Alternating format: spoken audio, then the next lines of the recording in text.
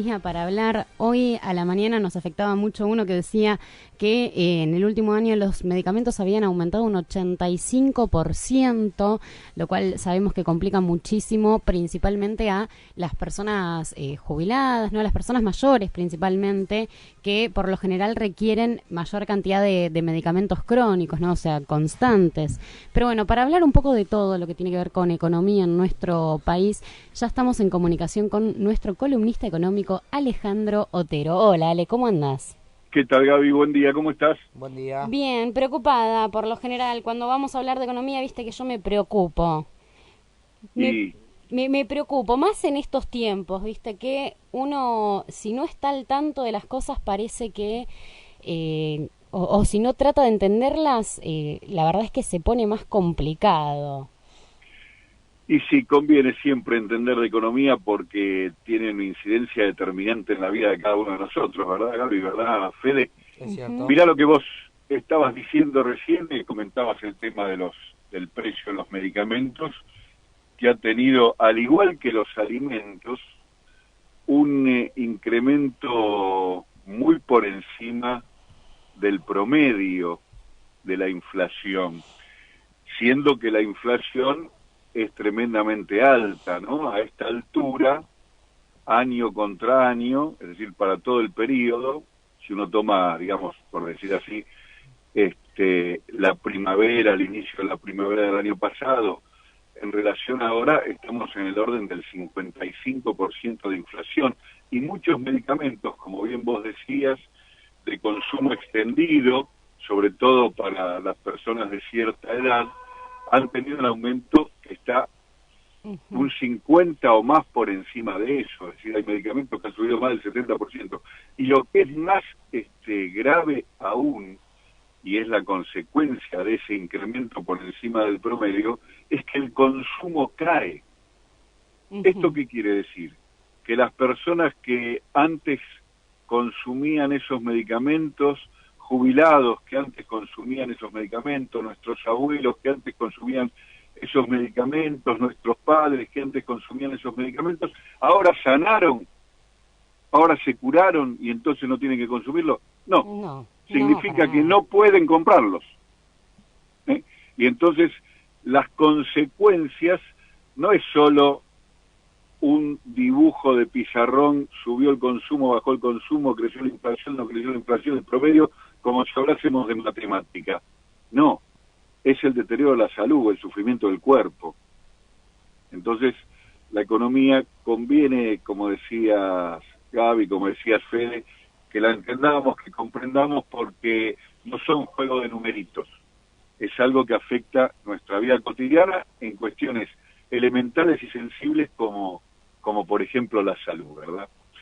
Y, y esta semana hubo por ahí dos cosas eh, sobre las cuales quería detenerme, A ver. que están vinculadas a esto, Fede, que el ministro presentó dos leyes esta semana que son relevantes. Una es el presupuesto, Sí. es decir, el proyecto de presupuesto de la Administración Pública Nacional, del Sector Ajá. Público Nacional para el año que viene. Claro, eso hay que poner siempre atención al presupuesto, ¿no? Pero más cuando el gobierno que lo reciba va a ser posiblemente de otro color político.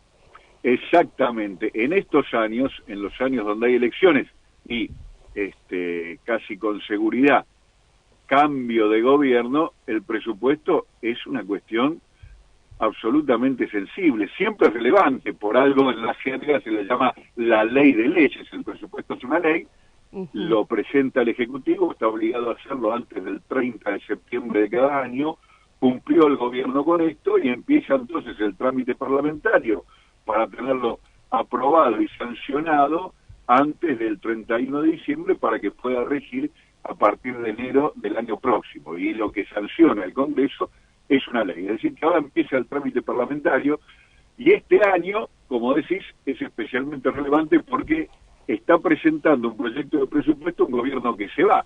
Y Claro. ese proyecto de presupuesto condiciona al gobierno que viene. Por eso es que seguramente el presupuesto no se trate sino hasta después de que esté confirmado el cambio de gobierno. Es decir, no se trate hasta después del 27 de octubre, que es lo razonable, de modo que una vez que las urnas consagren al nuevo gobierno, sean los representantes de este nuevo gobierno que van a asumir el 10 de diciembre, y algunos que van a tener continuidad, porque ya están ocupando sus cargos de diputados y senadores, sí, los que traten este proyecto y entonces lo puedan acomodar, digamos así, lo puedan modificar de modo que quede en línea con la política que quiere llevar adelante el nuevo gobierno. Pero, y esto es lo más relevante, es decir, que lo más relevante en relación a este presupuesto es si se va a tratar o no cuando estén consagradas las nuevas autoridades, que insisto, a mi modo de ver sería lo prudente. Ahora, ¿qué dice este proyecto de presupuesto? Bueno, tiene algunos números que la verdad asombran un poco, ¿no? Por ejemplo, promete un crecimiento de 1% del Producto Bruto, un crecimiento de la actividad económica de 1%. Para que tengamos una idea, el presupuesto del año pasado, cuando para esta misma fecha, parte del año lo analizábamos en esta misma columna, decíamos que el gobierno estaba previendo, ¿te acordás? Se van a acordar porque fue muy famoso, un crecimiento negativo, ¿se acuerdan? Ah, claro, el famoso negativo. Decrecimiento del 0,5 que preveía el presupuesto. Bueno, eso que preveía el presupuesto para este año, obviamente la realidad lo desmintió, claro, de manera furibunda. Hoy los cálculos más optimistas están estimando una caída del producto, el famoso crecimiento negativo, del orden del 2,5. ¿De caída? De caída. 2,5 de caída. El presupuesto, aquel proyecto que se aprobó, incluso, el año pasado preveía medio punto de caída y estamos en 2,5 puntos en el cálculo más optimista para este año, es decir, que la previsión de 1% de crecimiento para el año que viene es la verdad que una hipótesis optimista. El presupuesto del año pasado aprobó un incremento del tipo de cambio del orden promedio de 40,10. Bueno, no les tengo que decir cuánto está el dólar, ¿no? No. No está 40,10. No, por favor. Está un poquito por encima, casi el 50% por encima de lo que previó el presupuesto. ¿Y qué está previendo para el año que viene?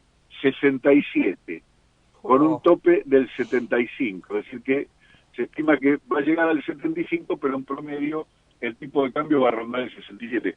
Ya como sabemos está el 58, ¿verdad?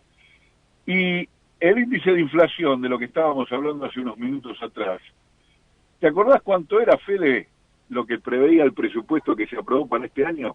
¿En cuánto, perdón? ¿En cuánto estaba la inflación prevista para este año? Según el presupuesto era de 20% más o menos. 23%. 23%. Muy buena memoria, Fede, excelente.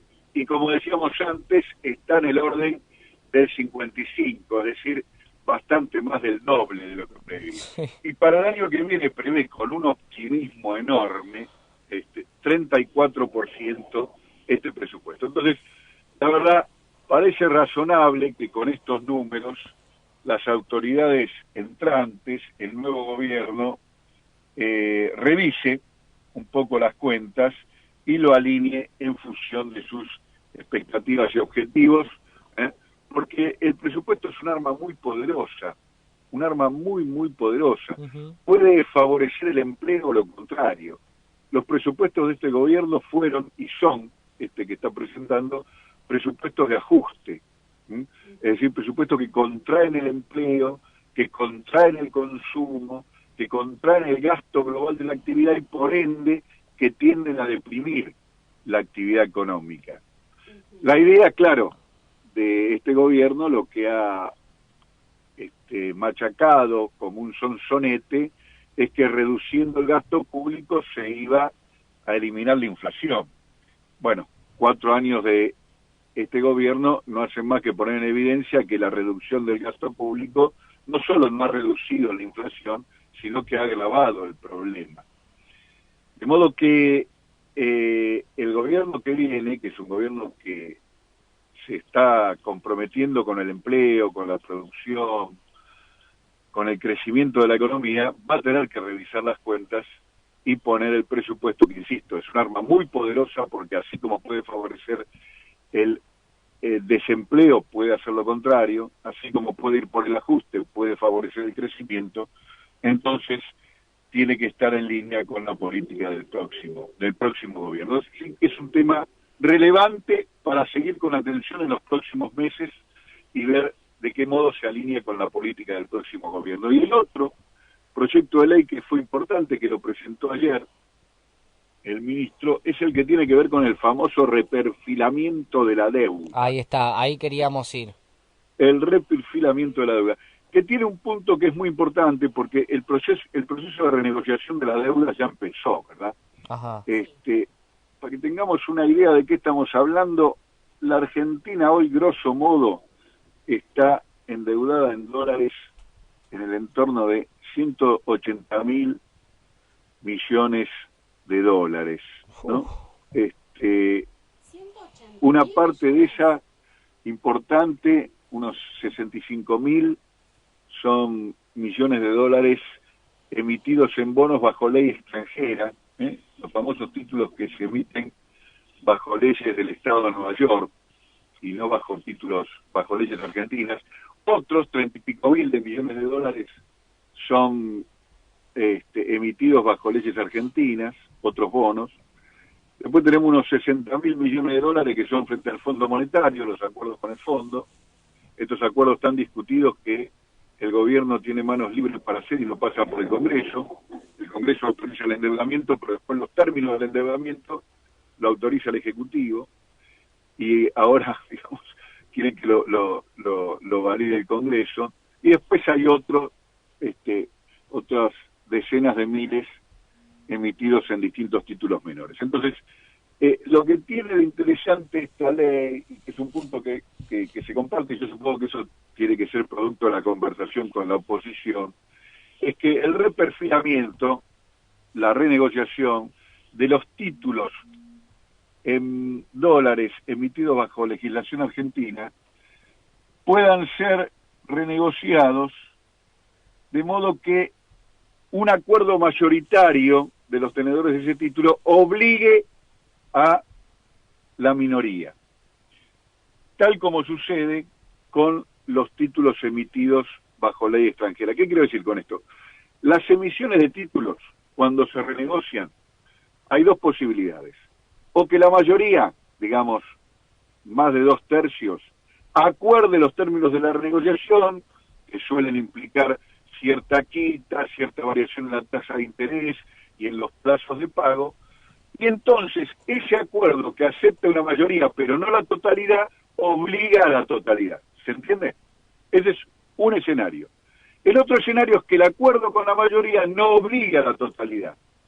Y ahí es donde entran los famosos holdouts, los famosos fondos buitre, que compran títulos depreciados y luego judicializan los acuerdos y terminan a la larga encontrando un gobierno como el de Macri, que empezó su gobierno pagándole a los famosos fondos buitre una cantidad de 10.000 millones de dólares absolutamente, generándole una ganancia extraordinaria, absolutamente injustificada a esos fondos especuladores. Los países se cubren de esos fondos especuladores a través de mecanismos como estos, que son mecanismos que le imponen a la minoría el deseo, digamos así, la voluntad de la mayoría. Claro. Entonces, esta ley lo que hace es que para los títulos emitidos sobre legislación argentina, el acuerdo con la mayoría va a obligar a la minoría. De esa manera se cierra la puerta, se cierra la posibilidad a que se cuelen, digamos así, los fondos buitre en esta renegociación, y en ese sentido conviene este aspecto destacarlo como positivo por parte del proyecto de ley que está enviando el ministro, y es otro tema entonces relevante con vistas a los que viene, porque en caso de llegarse a un acuerdo razonable con los acreedores, con los tenedores de títulos, la situación sería estable y quedaría normalizada, con lo cual la situación financiera del país sería mucho más previsible de lo que resultaría si en el medio tenés jugadores como los fondos buitre que están todo el tiempo amenazando las posibilidades de la finanza del país. Así que el presupuesto y la ley de reperfilamiento, dos aspectos relevantes de la semana que termina. Exactamente. Y van a ser relevantes también, yo calculo, la semana que viene y la que le sigue, porque esto no es que se empezó o se presentó ahora y quedó ahí y listo, sino que va a tener que seguir siendo tratado constantemente, ¿no? A ver cuándo el Congreso levanta estos temas. Exactamente, bueno, lo presentó el Ejecutivo, ahora empieza el trámite parlamentario, que es un trámite lento, empiezan diputados, seguirán senadores, por eso, como bien decís, Gaby, vamos a seguir estos temas con atención a lo largo de las próximas semanas. Perfecto, entonces, Ale, muchísimas gracias. A ustedes, buenos días y buen fin de semana. Abrazo. Buen fin de semana. Estábamos recién en comunicación con nuestro queridísimo columnista económico Alejandro Otero.